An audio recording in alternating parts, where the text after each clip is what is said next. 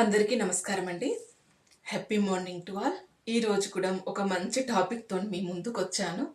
దేశంలో హాట్గా సాగుతున్న రాజకీయాల గురించి తెలుసుకుందాం. అసలు రాజకీయాలు ఎందుకు ఏర్పడ్డాయనేది చూద్దాం.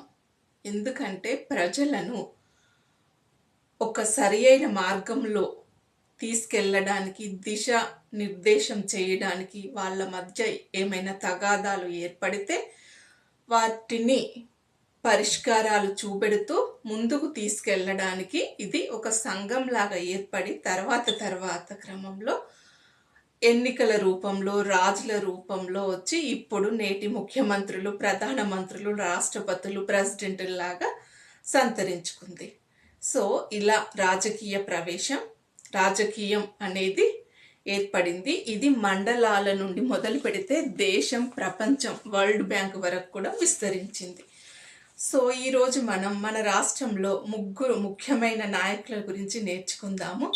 వాళ్ళు సామాన్య మధ్యతరగతి ఇలాంటి రాజకీయ నేపథ్యం లేని కుటుంబంలో పుట్టి జాతీయ రాజకీయాలను శాసించే స్థాయికి ఎలా ఎదిగారో ఒకసారి చూద్దాం. ప్రజల కోసమే పుట్టి ప్రజల పక్షాన నిలిచి ప్రజలతో కలిసే సమయంలో అసువులు బాసి అందరి బంధువు అయ్యారు డాక్టర్ రాజశేఖర్ రెడ్డి గారు. సింహాన్ని ఎవ్వరూ ఆహ్వానించి అడవికి రాజును చేయలేదు.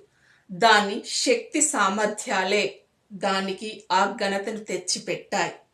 మన తెలంగాణ జాతిపిత కల్వకుంట్ల చంద్రశేఖరరావు గారు, కేసీఆర్. ఎంత ప్రచారం చేసినా అధర్మం ధర్మం కాదు అని నిరూపించిన రాజకీయ చాణక్యుడు, రెండు కండ్ల సిద్ధాంతకర్త నారా చంద్రబాబు నాయుడు గారు. సో మీకు అర్థమయ్యే ఉందనుకుంటా ఈరోజు టాపిక్. ఈ ముగ్గురు నాయకుల గురించే మనం తెలుసుకుందాం.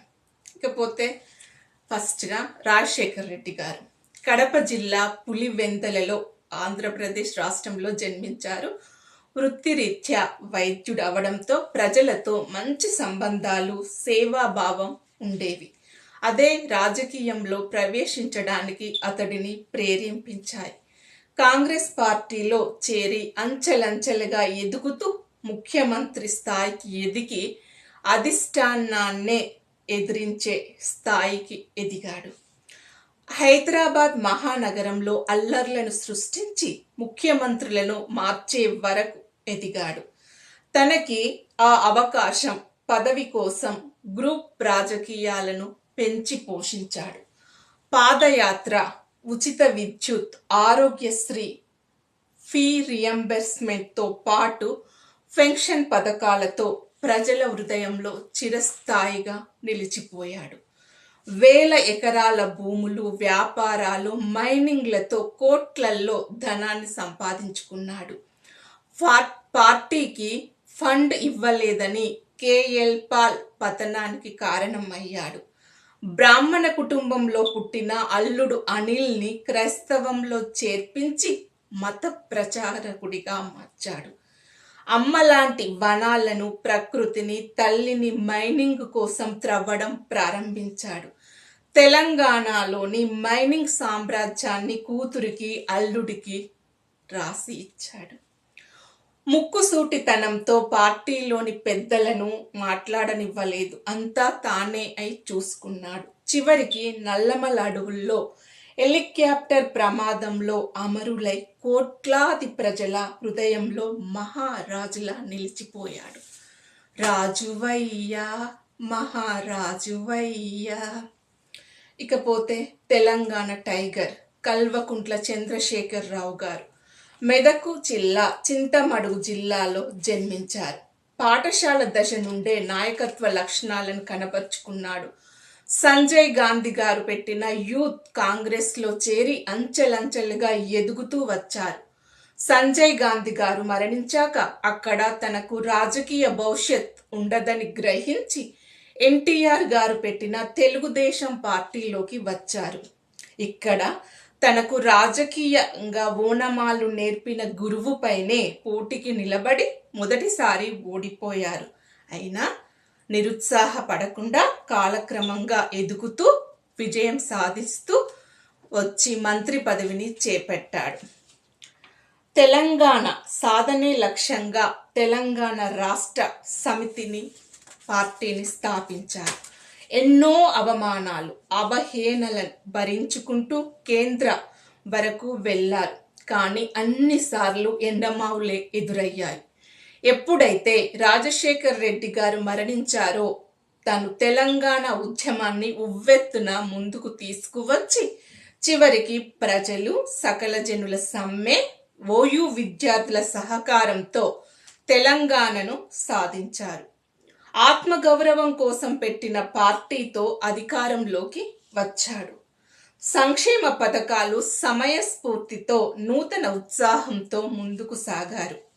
ఉద్యమంలో పాల్గొన్న వారిని గుర్తించకపోవడం, ఎమ్మెల్యేలను కూడా మాట్లాడనివ్వకపోవడం, అవినీతి, కుటుంబ వ్యక్తులకే పదవులను కట్టపెట్టడం ప్రజల్లో వ్యతిరేకత వచ్చింది. ఉద్యమ పార్టీని జాతీయ పార్టీ చేయాలనుకోవడం కానీ అది బెడిసి కొట్టింది. ఉద్యమ పార్టీని ప్రజలకే అంకితం చెయ్యాలి. అప్పుడే ప్రజల్లో చిరస్థాయిగా నిలిచిపోతారు. పాపం తిను మర్చిపోయాడు. ఇకపోతే రాజకీయ చాణక్యుడు చంద్రబాబు నాయుడు గారు చిత్తూరు జిల్లా నారావారిపల్లెలో జన్మించారు. విద్యార్థి దశలోనే నాయకత్వ లక్షణాలను పెంచుకున్నారు. స్నేహితులతో కాలక్షేపం చేయకుండా సంక్షేమ పథకాలు సమస్యల పరిష్కారానికి గ్రామంలో యువతగా ఉన్నప్పుడే పనులు చేస్తూ వచ్చారు. ఇది కాంగ్రెస్ పార్టీని ఆకర్షించి ఎమ్మెల్యే టికెట్ ఇచ్చి సినిమాటోగ్రఫీ మంత్రి పదవిని కూడా కట్టపెట్టారు. ఆ సమయంలోనే ఎన్టీఆర్ గారితో పరిచయం ఏర్పడింది. అదే సమయంలో తమిళనాడులో ఎంజీఆర్ గారు పార్టీ పెట్టి ముఖ్యమంత్రి అవ్వడం తనను ఆకర్షించింది. ఇదే ఎన్టీఆర్ గారి దగ్గర తరచూ ప్రస్తావించేవారు.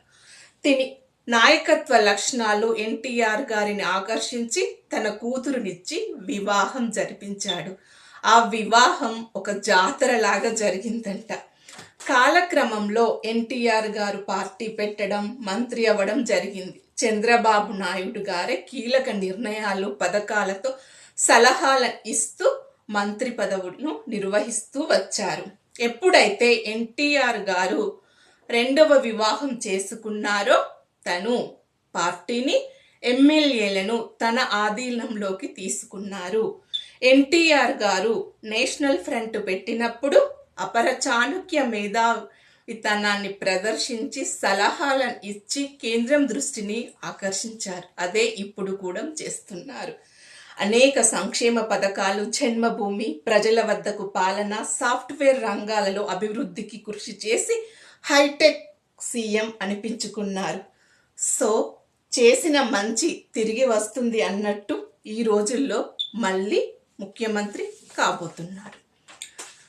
ఈ ముగ్గురిలో కామన్ పాయింట్స్ చూస్తే గ్రామీణ నేపథ్యం, ఉమ్మడి కుటుంబం, ప్రజలతో సంబంధాలు, పాఠశాల దశలలోనే నాయకత్వ లక్షణాలను పెంపొందించుకోవడం. ముగ్గురు కాంగ్రెస్ పార్టీలోనే ఓనమాలు నేర్చుకున్నారు. ముగ్గురిలో అధికార దాహం, ఎలాగైనా ముఖ్యమంత్రి అవ్వాలి, కానీ ఎలా? అవసరానికి మనుషులను ఉపయోగించుకొని వదిలేయడం, ఎదుటి వారిని మాట్లాడనివ్వకపోవడం, తాము అనుకున్నది సాధించడం కోసం ఎంతవరకైనా వెళ్ళడం ఈ ముగ్గురి లక్షణం.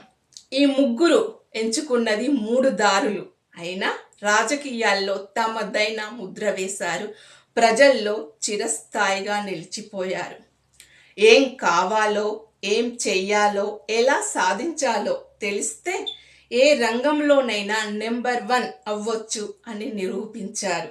సో రాజకీయాల్లో కూడా ధర్మం, నీతి, నిజాయితీలు ఎంతో కొంత ఉంటాయని ఈ ముగ్గురు నాయకులు నిరూపించారు. ఇది ఈరోజు టాపిక్. మీకు నచ్చినట్లయితే లైక్, కామెంట్, షేర్ చేయండి. Thank you so much. మీ మంజుల తుమ్మ.